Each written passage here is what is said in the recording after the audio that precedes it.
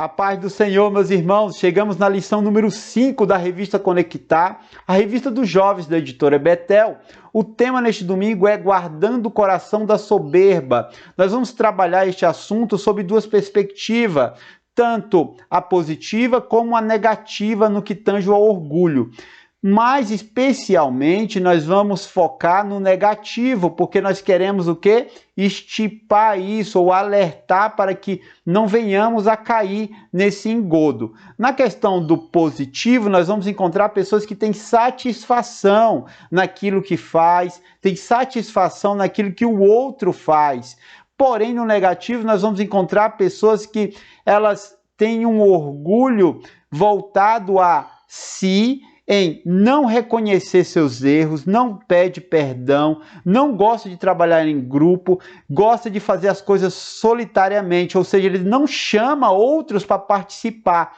Isso é negativo e nós vamos ver isso com mais detalhes durante a lição. A palavra de Deus, ela traz esse aspecto do positivo e do negativo com relação ao orgulho, e eu separei aqui 2 versículos. Primeiro, positivamente, Jeremias 9:24 e também 2 Coríntios 10:17, que é quando o apóstolo Paulo cita o Jeremias 9:24, que diz o seguinte: mas o que se gloriar, glorie-se nisto, em entender e em me conhecer, que eu sou o Senhor, que faço benevolência, juízo e justiça na terra, porque dessas coisas me agrado, diz o Senhor. Ou seja, o ser humano ele pode sim ter um orgulho voltado à satisfação, mas ele deve fazê-lo em honra e glória ao nosso Deus. Tudo que fazemos, tudo que temos deve glorificar ao nosso Deus, porque é dele que provém os meios para que possamos alcançar o triunfo nesta vida, mas também na outra. Negativamente, o apóstolo Tiago coloca o seguinte: antes ele dá maior graça, portanto diz, Deus resiste aos soberbos, mas dá graça aos humildes. Sujeitai-vos, pois, a Deus, resisti ao diabo e ele fugirá de vós. Negativamente, o apóstolo Tiago está colocando que diante do orgulho, diante da soberba, o homem deve ter cuidado, porque Deus, ele não dá a sua glória a outro. A sua glória é exclusiva dele. E nós, como criaturas dele, devemos o quê? Honrá-lo, devotar a ele a nossa gratidão pelos grandes feitos que já fez, está fazendo e fará no futuro. Amém?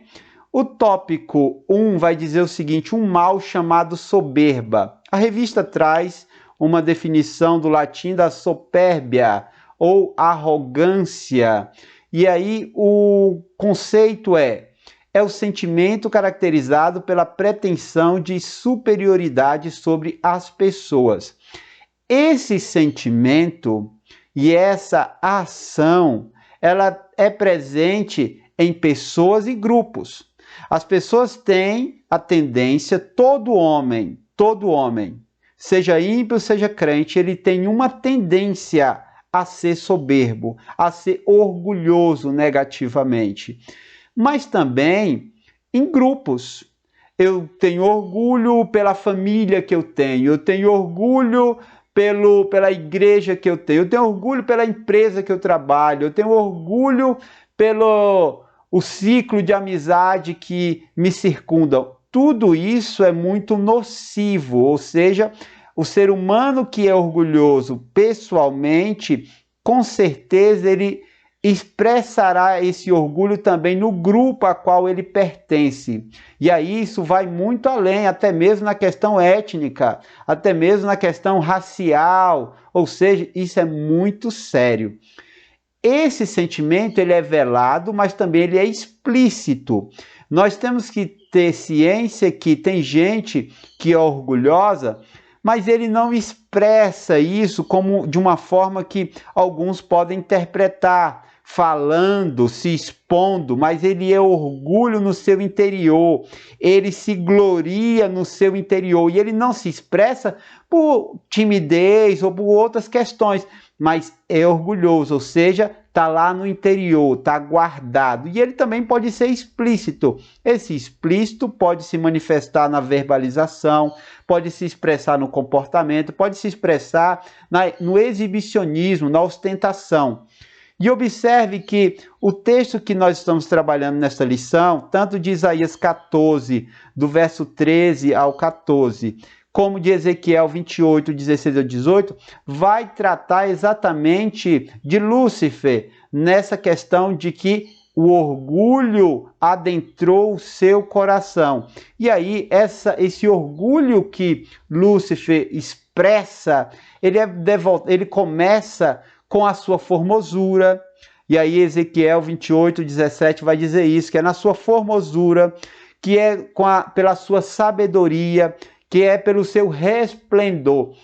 Tudo isso, ele pegou todas as qualidades que ele tinha e isso subiu ao seu coração. E ele colocou isso como algo que poderia mudar a sua situação de ser uma criatura que serve ao Deus Altíssimo. Não, ele se achou melhor, ele queria um trono superior.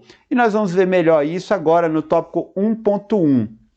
que diz o seguinte: a soberba de Lúcifer. A palavra Lúcifer, ela vem do latim de lux, luz, e do ferre, portar, ou seja, portador de luz. Era um anjo muito belo, um anjo poderoso, um anjo que tinha um status num campo celestial de grande valia, de grande valor. E aí, este sentimento a qual Lúcifer deixou-se levar, ele é capitaneado por inveja, ou seja, eu posso ser melhor do que ele, ou eu quero o lugar dele. Inveja. Prepotência. A pessoa acha que por ela ter algumas habilidades e talentos, ela se sente capaz de ocupar o lugar do outro. E ela começa a aspirar na sua mente e logo depois ela vai começar a trabalhar isso para quê? Para que ocorra a materialidade, ou seja, a concretização desse fato, a conspiração. Se nós observarmos os textos que se trata de Lúcifer, como acabei de falar de Ezequiel e de Isaías, nós vamos notar que Lúcifer ele faz uma conspiração. Ele leva a terça parte dos anjos. Ele conspira contra o nosso Deus. E aí o resultado foi a rebelião. Ao querer o lugar de Deus, ele procura um grupo, ele procura um exército para que possa dar ênfase à sua empreitada. E qual era a empreitada? Tomar o lugar de Deus, estar acima de Deus. E vem a rebelião. O invejoso, o orgulhoso, negativamente o soberbo, ele procura conspirar e assim armar uma rebelião para quê? Para assumir lugares. Um exemplo disso nós vamos encontrar em 2 Samuel 15, do verso 1 ao 6, quando Absalão, e o texto diz que ele acordava muito cedo e ele ia para a porta da cidade. E ele chamava os homens que ali iam para falar com o rei, para pedir que o rei julgasse uma causa. E Absalão chamava e falava: de onde tu vem? Eu venho da terra tal. Qual é o teu problema? Meu problema é assim, assim, assim. E aí Absalão conspirava, ele jogava. E ele falava assim: há quem me dera ser juiz nesta terra. Se eu fosse juiz nessa terra, nenhum homem teria essas demandas como tu tem. Mas esse rei que está aí, eu creio que ele não vai resolver o seu problema. Então, ele fazia todo esse jogo na porta da cidade. Ainda dentro desse texto de 2 Samuel 15, o texto diz que sucedia também que quando alguém se chegava a ele para se inclinar diante dele, ele estendia a mão e pegava dele e o beijava. Ou seja, Absalão conspirando contra Davi, ele tentava roubar o coração das pessoas e conseguia, porque o texto diz, no verso 6, que assim furtava Absalão o coração dos homens de Israel.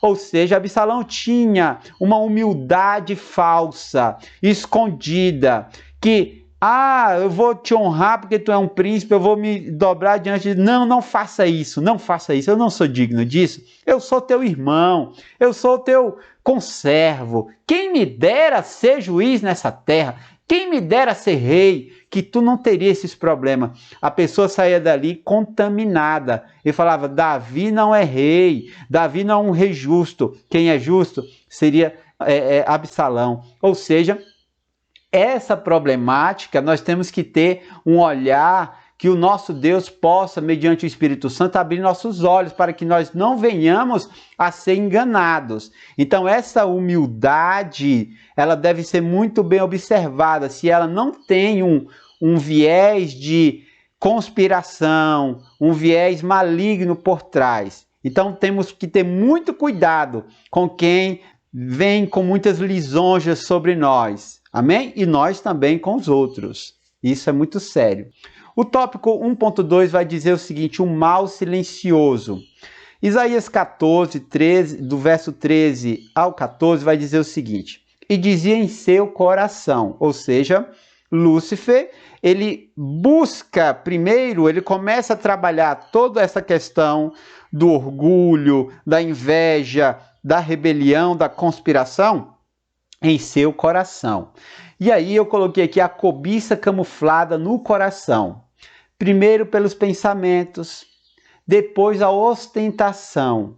Ou seja, começa no coração, pensando, olha, mas eu sou muito forte, olha como eu sou talentoso, olha como eu sou inteligente, olha como eu tenho, olha os meus recursos, olha que maravilha. E isso começa a depois transportar para uma ostentação. As pessoas agora precisam ver o que eu sou, o que eu tenho, e isso começa uma problemática. Nós temos que ter cuidado porque vivemos numa era de ostentação. Os jovens estão focados em quê? Em rede social. E a rede social é um antro de ostentação. As pessoas postam o que comem, postam as viagens, postam o que ganham, postam suas casas, postam até seus sentimentos, que muitas das vezes não são verdadeiros, há uma felicidade falseada ali. Ou seja, essa ostentação, ela também é resultado de um pensamento, de um coração que está voltado para o orgulho, para a soberba. E aí, 1 João 2,16 diz o seguinte, pois tudo que há no mundo, a cobiça da carne, a cobiça dos olhos, a ostentação dos bens, não provém do Pai, mas do mundo. Ou seja, isto é uma prática mundana, a ostentação. Isso não é um papel de um cristão digno, de um cristão santo. Nós temos que ter ciência que essa cobiça dos olhos, ela pode nos levar à ruína. Observe Gênesis 3, do 4 ao 6, quando a serpente busca enganar a mulher, e ela começa assim, certamente não morrereis. Olha só, vem uma afirmação, o diabo fala assim, certamente não morrereis, ou seja, ele tranquiliza a vítima. Agora ele vem assim, porque Deus sabe que no dia em que dele comerdes, ou seja, do fruto, se abrirão os vossos olhos e serei como Deus. Opa! Eu não morrerei, eu não terei uma punição, mas se eu comer, eu serei como Deus, a cobiça dos olhos. Olha como Deus é poderoso, olha, ele fez tudo. Eu quero ser como Deus. Então, Satanás, ele induz, ele engana a mulher de forma que ela cai. E, consequentemente, o homem, o casal cai no jardim. A cobiça dos olhos é algo muito sério. O orgulho tem um objetivo, a soberba tem um objetivo, que é um objetivo que individual. É um objetivo que se volta apenas ao ser, ao próprio ser, individualista, orgulhoso. E isso é muito sério. O tópico 2 vai dizer o seguinte: consequências de uma vida orgulhosa. A consequência da vida orgulhosa, ela é sempre negativa. Ela sempre vai levar o homem para a ruína. E aí eu coloquei essas 3 consequências: desonra. Porque chega um momento que esse orgulhoso, ele será humilhado. Depois vem a vergonha. Alguém vai dizer: olha, mas ele não era tão poderoso, mas ela não era tão poderosa. Olha, mas ele tinha isso, ela tinha aquilo. Olha a situação dele. E aí virá o quê? O menear da cabeça. Não era nada disso. Ou seja, vergonha. E o ostracismo, consequentemente, isso vai levar a pessoa a uma vida solitária, de solidão, de afastamento. Ou seja, ela passará a viver uma vida longe da convivência, longe de pessoas que ama, longe de pessoas que se relacionam. Isso é negativo, é muito ruim. O ostracismo, consequência de uma vida orgulhosa, porque o Senhor, ele abate aqueles que são o quê? Orgulhosos. Seguindo adiante, o tópico 2.1 vai dizer o seguinte: o orgulho atrai o abatimento, ausência de perdão. O orgulhoso ou o soberbo, ele não pede perdão, ele tem uma grande dificuldade de pedir perdão e também de perdoar. E isso é muito sério. Nós temos que ter cuidado porque pessoas soberbas, pessoas orgulhosas, às vezes saem até de igrejas, vai para outra sem resolver seus problemas, porque não quer pedir perdão, porque não quer perdoar. Isso é muito sério. Isso também é orgulho, isso é soberba. Incapacidade de ouvir conselhos. O orgulhoso, soberbo, ele é obstinado, ele não retrocede, ele não tem um ponto de sentar para ouvir. Tudo que se fala para ele ou para ela, ele leva como algo nocivo. Ele não tem humildade de parar para ouvir o outro, especialmente se esse outro não tem uma superioridade pelo que tem ou pelo que é. Então isso é muito sério. Ouvir o outro é muito importante. É bom colocar para os jovens isso, que não é porque nossos pais, muitos deles não dominam a tecnologia, não sabem qual a versão do iPhone ou do seu telefone celular, não significa que ele não tenha, eles não tenham uma autoridade para nos aconselhar sobre a questão da vida. Não interpretemos errado a questão de não conhecer tecnologia, ter informação de tecnologia com sabedoria humana, sabedoria que a palavra de Deus tem. Nossos pais têm muito a oferecer. É bom colocar para os jovens isso, porque não escutar os pais também é uma soberba. Isso é muito sério.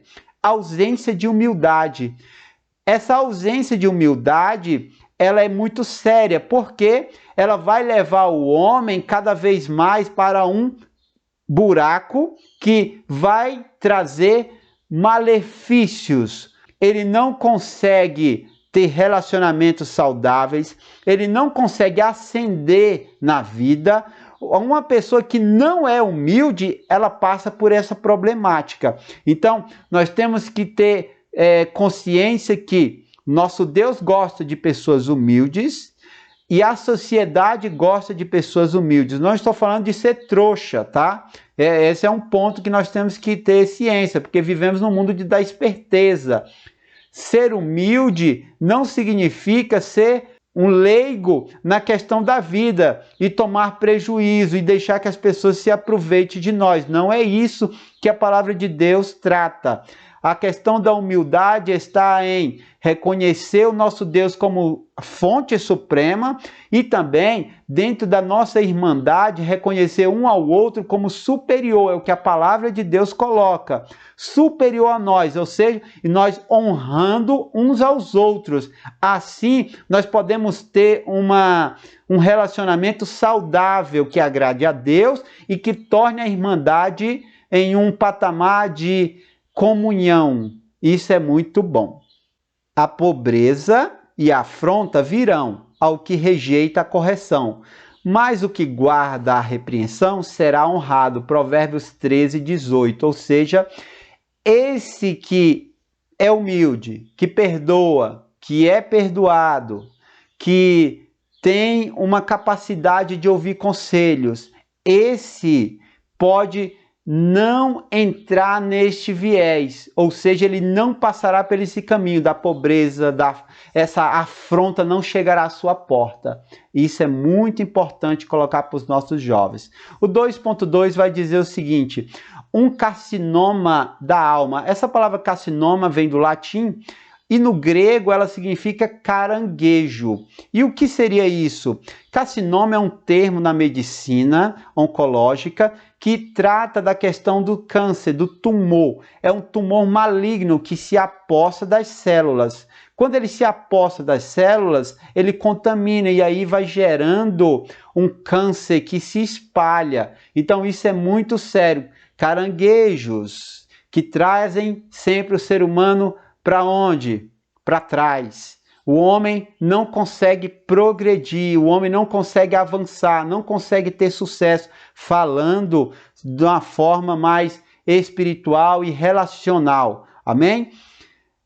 Vigiai para que ninguém se exclua da graça de Deus, que nenhuma raiz de mágoa venenosa brote em vós, cause confusão, contaminando muitos. Hebreus 12, 15. A raiz de amargura, ela entrelaça, ela ramifica no coração do homem. Se o homem deixar isso vigorar, ele andará em ruína. E ela toma todo o ser. Ela toma seu emocional, seu espiritual, seu comportamento. Ela toma seus relacionamentos. Ela toma sua comunhão com Deus. Raízes de amargura são nocivas. E elas precisam ser queimadas pelo fogo santo de Deus, contido onde? Em sua palavra e na nossa humilhação diante desse Deus Todo-Poderoso e diante da Irmandade. Então, essa raiz de amargura, ela deve ser queimada. E se queima pela palavra, se queima se devotando ao nosso Deus, se dobrando a Ele.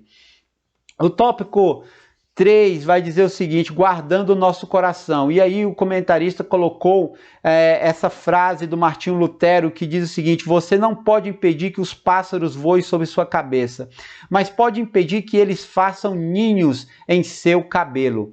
Isso é uma verdade de grande importância para nós, porque nós estamos cercados de maldade, nós estamos cercados de sentimentos ruins, cercados de pessoas tóxicas. E se nós deixarmos que a forma dessas pessoas viverem, a forma a qual o mundo coloca, se nós deixarmos que isso venha a ter morada em nossa mente, nós passaremos a viver uma vida de derrota, e não é o plano de Deus para o ser humano. Vamos ver o que diz mais esse tópico 3? O 3.1 vai dizer o seguinte: atentando para a palavra de Deus. A palavra de Deus, ela é o ponto-chave para que nós possamos ter uma vida santa, digna diante do nosso Deus. Observe o que Filipenses 4:8 diz: finalmente, irmãos, tudo que for verdadeiro, tudo que for nobre, tudo que for correto, tudo que for puro, tudo que for amável, tudo que for de boa fama, se houver algo de excelente ou digno de louvor, pense nessas coisas. Ou seja, nós temos que ocupar nossa mente com as coisas do nosso Deus, com aquilo que o Senhor nos dá. E onde encontramos? Na sua palavra. O problema é que nós não estamos lendo a palavra. E se nós não estamos lendo a palavra, nós estamos suscetíveis às mazelas, aos pássaros que estão voando à nossa volta. E eles farão ninho e darão o quê? Criação, procriarão em nossa cabeça. E isso é muito sério. Isso vem multidões de pecados sobre nossa mente. E aqui nós temos que ter uma expertise de colocar para os jovens ou de contextualizar com os jovens sobre a sua forma de viver, o seu comportamento.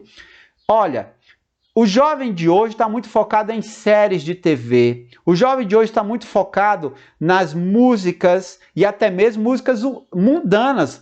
Temos jovens, temos crentes que estão focados em músicas mundanas, funks, ou seja, suas mentes estão sendo alimentadas com pássaros malignos. E isso é muito sério. Séries maquiavélicas, séries que mostram a maldade do homem de uma forma astuta, de uma forma estratégica e até mesmo inteligente no que tange a maldade. Isso é muito sério. A maldade, o ódio, a violência, a traição, tudo isso passa a morar no ser humano se ele não tem uma ideia fixa de que o que alimenta positivamente, de bom, agradável, de excelente, é a palavra de Deus. Olha só, meus irmãos, eu quero trazer aqui um testemunho. Alguns anos atrás, há muitos anos atrás, quando eu era solteiro, eu comecei a ver uma série. O nome da série era chamado Revenge. Essa série eu comecei a assistir e logo eu comecei a notar que a minha forma de pensar estava muito negativa com relação à convivência, porque a série tratava da maldade, da articulação, da conspiração, da vingança. E isso ficou muito patente na minha mente. Comecei a notar as pessoas pelaquela visão que a série estava dando. Aquilo me deixou muito assustado. O que eu fiz? Deixei de lado, parei de ver, porque aquilo estava fazendo com que habitasse pássaros malignos, fazendo um ninho em minha mente. E aquilo ia trazer um sério problema para a minha vida, como já estava trazendo para a minha vida espiritual, emocional e comportamental. Então isso é muito sério. Devemos colocar para os jovens isso. Pensamento, se nós tivermos uma ideia de ficar vendo séries que a malignidade, onde a violência, a maldade, o ódio, a inveja, a conspiração, a traição, tudo isso é trabalhado, aí nós começamos a ficar vulneráveis. E aí vem outras coisas, a homossexualidade, a questão da relatividade com relação à honestidade, La Casa de Papel, lembra? Eu perguntei um dia para um adolescente, pode se roubar? E aí eu estava tratando exatamente essa questão da Casa de Papel. Eu não assisti essa série, mas eu sei a sinopse dela. Então, eu falei com o adolescente, pode se roubar? E aí o jovem veio com uma visão relativa com relação a isso numa aula de escola bíblica. O adolescente veio, sim, se é o rico, se você rouba de um rico, não dá problema. Olha, isso dentro da igreja, e isso de filhos de crente. Por quê? Porque estavam sendo alimentados não pela palavra, mas pelo que é mundano, pelo que é maligno. Isso é muito sério, e nós temos que contextualizar isso com nossos jovens. O 3.2 vai dizer o seguinte, gloriando-se sempre no Senhor. As conquistas devem expressar adoração a Deus, humildade, gratidão. Tudo isso, meus irmãos, que nós temos, tudo que o Senhor nos deu, tanto na nossa capacidade intelectual, tanto como os dons espirituais, tanto pelo que Ele tem nos dado na nossa vida emocional, ou seja, relacional, casamentos, filhos, bens, viagem, geladeira com comida, armário com comida, conforto, carro, tudo isso deve ser levado aos pés do Senhor e tributarmos a Ele, porque é Ele que nos dá. É Ele o nosso Deus, Ele é o nosso provedor, Ele é o nosso capacitador, é Ele que nos enriquece com suas bênçãos. Então é muito importante isso. Eu quero encerrar com uma música de Cassiane.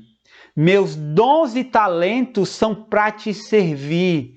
Meus dons preciosos são teus. Não tenho razão na minha vida sem ti. Ora, isso não é maravilhoso? Isso é adoração, meus irmãos. Meus dons e talentos é para servir ao Senhor, é para servir à igreja. Tudo que eu tenho é para honrar o meu Deus, porque o mundo vai ver o que eu tenho e vai dizer, aquele homem, ele é diferente, aquela mulher é diferente. Olha o que ele tem um comportamento, ele tem um recurso, e nós, quando formos indagados por isso, nós vamos falar e dizer, O meu Deus concedeu isso. Ele tem dado a sua porção a cada dia sobre nós. Ele tem colocado em minha mesa. Ele tem me dado. Então é ao meu Deus toda a honra, ao meu Deus toda a glória, ao nosso Deus, ao Deus da igreja, toda a honra e toda a glória, porque é Ele que dá capacidade. É Ele que mune o homem de todos os recursos possíveis para que ele possa sobressair nessa vida. Ao nosso Deus tributamos honra e glórias para todos sempre.